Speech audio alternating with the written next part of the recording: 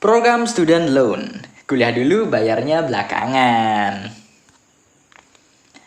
Jika bicara tentang pinjaman, di Indonesia jenis pinjaman online, modal usaha, dan rumah jadi paling populer. Walaupun sebenarnya ada banyak nih jenis pinjaman lainnya seperti pinjaman pendidikan atau student loan. Di beberapa negara seperti Amerika Serikat dan Korea, student loan sudah menjadi hal yang lazim teman-teman.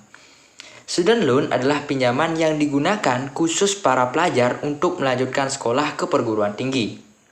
Biaya perguruan tinggi cukup mahal, mulai dari biaya pendidikan, buku, hingga kebutuhan hidup sehari-hari. Hal tersebut membuat banyak pelajar sulit untuk membayar biaya pendidikan secara mandiri.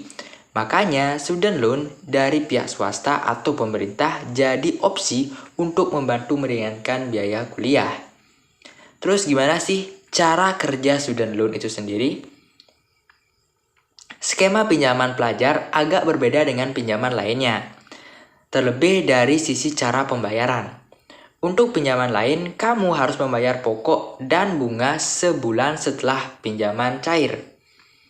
Sementara untuk student loans, ada jeda cukup panjang untuk membayar pinjaman. Kamu bisa membayar setelah menyelesaikan pendidikan dan mendapat penghasilan. Jadi, selama masih menjadi pelajar, kamu bisa fokus untuk menempuh pendidikan. Kamu tak perlu pusing memikirkan membayar utang. Nantinya, jumlah pembayaran pinjaman juga akan disesuaikan dengan gaji. Tidak begitu memberatkan. Biasanya, gaji kamu akan dipotong untuk bayar pinjaman. Terus apa saja sih keuntungan dari student loan ini?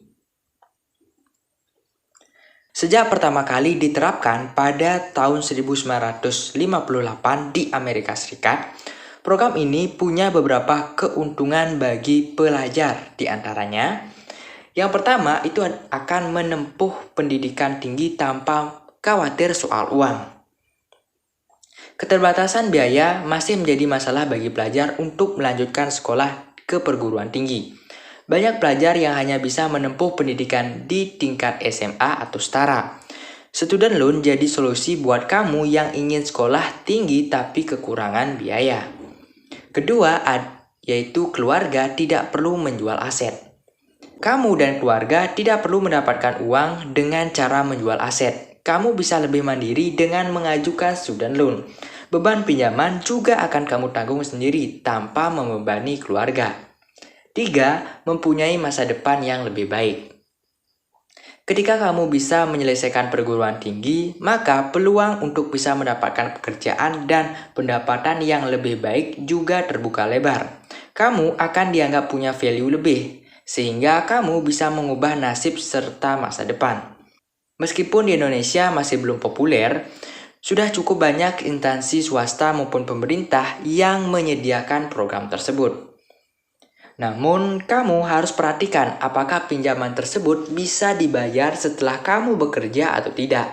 Karena beberapa penyedia pinjaman hanya menawarkan pembayaran di bulan berikutnya seperti pinjaman biasa. Nah, gimana nih? Apakah kamu sudah pernah mencoba hal ini atau belum? Bisa tulis di kolom komentar ya, siapa tahu kita bisa sharing bareng. So, terima kasih buat kamu yang udah nonton video ini sampai akhir, and see you in the next video. Goodbye!